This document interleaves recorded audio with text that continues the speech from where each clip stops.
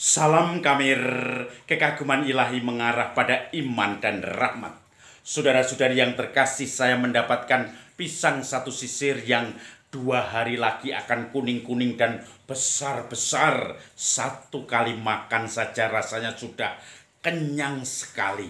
Ini pisang raja, tetapi saya tidak tahu nanti akan habis atau tidak dengan pisang ini. Tetapi pisang ini menarik setiap orang, apalagi kalau sudah kuning-kuning. Baru satu kuning, nanti kalau semuanya sudah siap makan, manis, satu saja sudah kenyang. Berarti sehari hanya makan 3 tanpa makan nasi, lauk, dan sayur. Itu kalau diet. Maka saudara-saudari yang terkasih, kalau bayangkan Anda punya sesuatu seperti ini, tiba-tiba ada orang datang kemudian mengatakan, itu untuk saya, pisang itu untuk saya. Apakah Anda rela? Mungkin kalau saya akan membalas, apa urusanmu dengan aku? Siapa kamu? Kenal saja tidak, minta-minta. Lalu ada lagi mungkin orang yang lebih baik mengatakan, kenapa kamu minta pisang ini? Apakah karena alasan tertentu? Lalu dia bisa cerita, kami belum makan seharian, lapar sekali, dan orang tua tidak punya uang untuk membeli makanan. Lalu kami hanya meminta belas kasihan dari Bapak. Maka saya kasih, mulai berpikir. Atau yang lain mungkin menjawab, aduh, mama saya sedang ngidam pisang, sudah hamil besar mau melahirkan, tetapi katanya minta pisang yang hanya dipegang oleh orang gemuk. Maka saya yang sedang memegang pisang, orang gemuk itu kemudian didatangi sama anak itu yang mamanya, ibunya ngidam bunting besar karena kepingin makan pisang yang dibawa oleh orang gemuk.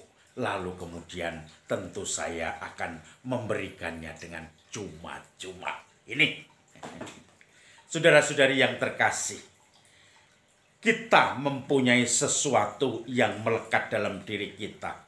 Tetapi kalau sesuatu itu diminta, tentu kita akan berontak, kita akan bertanya, apa keperluannya? Kecuali ganti ruginya adalah yang lebih besar daripada apa yang saya lepaskan. Hari ini kita berjumpa dengan Rasul Matius. Lalu kalau kemarin pesta Santo Thomas, sekarang tetap masa biasa, tetapi ceritanya tentang Rasul Matius pemungut cukai. Suatu saat Matius ini orang yang terpandang, yang lumayan kaya, tetapi terpandang secara ekonomi, cuma secara moral mungkin terpandang secara rendah atau tidak terpandang dengan baik. Karena apa? Pemungut cukai, dia seorang pemungut cukai, itu orang yang berdosa terhadap bangsa Yahudi.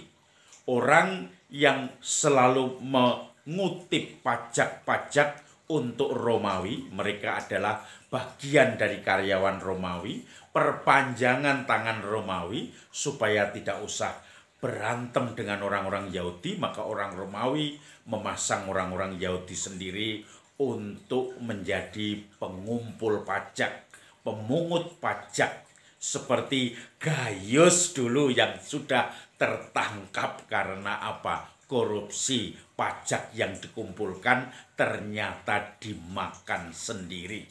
Maka saudara-saudari yang terkasih, Matius dianggap tidak baik di tengah masyarakat, tetapi secara ekonomi kuat karena dia mendapatkan fee dari karya kerja, mengumpulkan, mengutip pajak untuk orang-orang Romawi, dari orang-orang Yahudi. Lalu kemudian tiba-tiba, ujuk-ujuk tanpa sebab akibat, itu Yesus datang ke rumah cukainya, di mana dia sedang duduk untuk menerima dan menghitung uang pajak. Yesus tidak basa-basi langsung mengatakan, ikutlah aku. Apa yang kamu punya sekarang ini, uang, kekayaan, jabatan sebagai pemungut cukai, aku minta, lepaskan, ikutlah aku. Dan dalam Injil hari ini langsung diceritakan, tidak ragu-ragu Matius, tidak tawar-menawar, dia pun langsung berdiri dan mengikuti Yesus. Dan beberapa saat kemudian dia mengundang Yesus ke rumahnya untuk mengadakan pesta semacam mungkin pesta perjamuan, perpisahan dengan masa lalu dan masyarakatnya di mana dia akan mengikuti Yesus.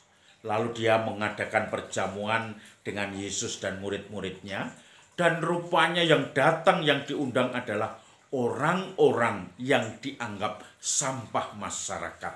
Orang pendosa, pemungut cukai, pelacur, orang yatim piatu, orang-orang yang tidak terpandang, tidak gengsi di tengah masyarakat. Lalu kemudian orang Yahudi mengatakan, orang Farisi, mengapa muridmu, kamu makan bersama orang-orang berdosa, sahabat pemungut cukai dan orang-orang berdosa. Lalu Yesus dengan sabar menerangkan, seorang tabib itu hanya membutuhkan, yang membutuhkan tabib adalah orang sakit.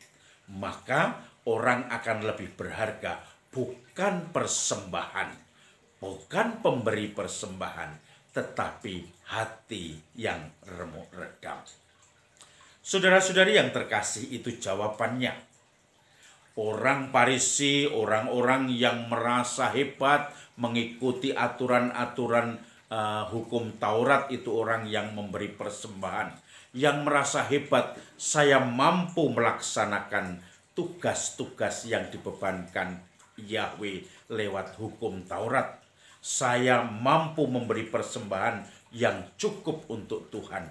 Saya mampu membeli penyucian saya dengan segala macam upeti-upeti dan persembahan. Tetapi orang yang merasa tidak mampu, tetapi ingin dosa dan kesalahannya diampuni, dia seperti orang yang hatinya hancur, remuk redam, dan ingin kembali memperbaiki hidup yang baru. Maka saudara-saudari, itu makna dari yang dikatakan oleh Yesus, bahwa Tuhan tidak membutuhkan persembahan, tetapi hati yang remuk redam. Persembahan tentu tidak boleh dihilangkan, karena itu perintah Taurat, dan juga Yesus mengatakan tidak ada satu titik pun yang dihilangkan dari hukum Taurat. Tetapi bahwa semangat saya mampu membeli semua dengan persembahan, membeli silih dosa-dosa saya, mengatur Tuhan untuk mengampuni saya, untuk melepaskan hukuman-hukuman akibat dosa saya, itu seakan-akan semangat membeli Tuhan. Itu persembahan yang salah. Persembahan adalah syukur di hadapan Tuhan, karena Tuhan sudah memberkati dengan kelimpahan, sehingga orang yang bersangkutan mensyukurinya dan berharap kelimpahan itu semakin melimpah. Tetapi jelas hati yang remuk redam dan tentu saja menjadi hati yang penuh pertobatan. Tidak ada persembahan yang layak dan pantas aku hunjukkan kepada Tuhan. Tidak ada harta yang mampu untuk menebus dosa-dosaku. Tetapi hatiku yang remuk redam, yang penuh penyesalan, ingin mendapat kasih karuniamu, kerahimanmu, untuk sampai kepada persatuan denganmu. Maka saudara-saudari yang terkasih, mari kita dengan spontan memberikan seluruh diri kita pada Tuhan. Hati kita remuk redam, meninggalkan manusia lama kepada manusia baru.